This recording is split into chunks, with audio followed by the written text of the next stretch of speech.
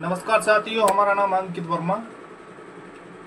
आप देख रहे हो अंकित वर्मा यूट्यूब चैनल। आज हम देखेंगे अंकित अवस्थी जी की वीडियो।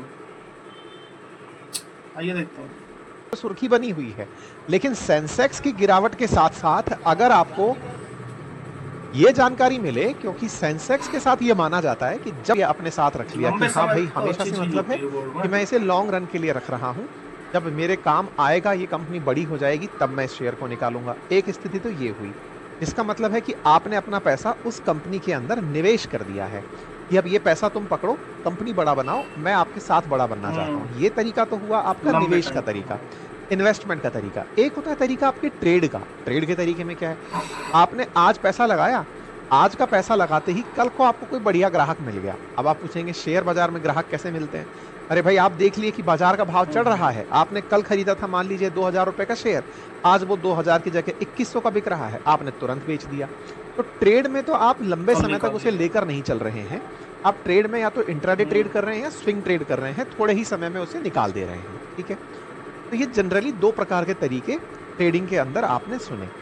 अब बड़ा सवाल ये है कि गोल्ड में लोग क्या करते हैं। गोल्ड में भी दो तरह के लोग काम कर रहे हैं। कुछ इन्वेस्टमेंट के हिसाब से कि आज खरीद लिया, बाद में जब काम होगा तब उसको बेचेंगे।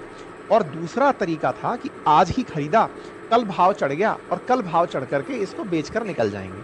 तो ट्रेडिंग वाले भी आजकल गोल्ड में बहुत सक्रिय हो गए हैं।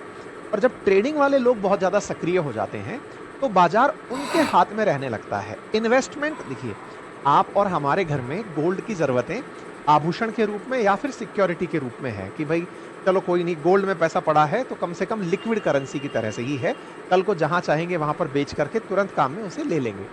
उसकी जो लिक्विडिटी है वो आफ्टर कैश सबसे टॉप पर ही है। लेकिन यहाँ पर एक पॉइंट क्या है ना, कि जो इन्वेस्टमेंट पर्पज से जिन्होंने गोल्ड ले रखा है, उनकी जगह पर जो ट्रेडिंग वाले जो गोल्ड ले रहे हैं, जो कि आज खरीदे कल बेच दिए, आज खरीदे कल बेच दिए, वो लोग कितना सही काम कर रहे हैं, ये भी एक पॉइंट समझना है। आप उनके प्रभाव में आकर तो कहीं गोल्ड में इन्वेस्टमेंट करने नहीं जा रहे।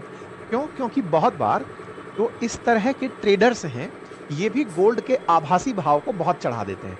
क्योंकि जो बाजार के अंदर फ्यूचर एंड ऑप्शंस कर रहे हैं, वो स्टॉक लेने में विश्वास नहीं रखते, वो फ्यूचर एंड ऑप्शंस के माध्यम से ट्रेड कर रहे हैं। आजकल में ही माल खरीद के निकालने वाले हैं, सेम डे में ही 6-7 ट्रेड ले लिए और निकाल दिए।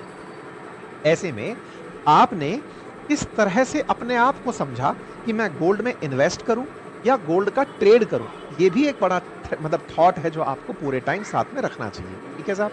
अच्छा, तो ऐसे में फिलहाल के लिए सोना चांदी के जो भाव में गिरावट आई है, ये बात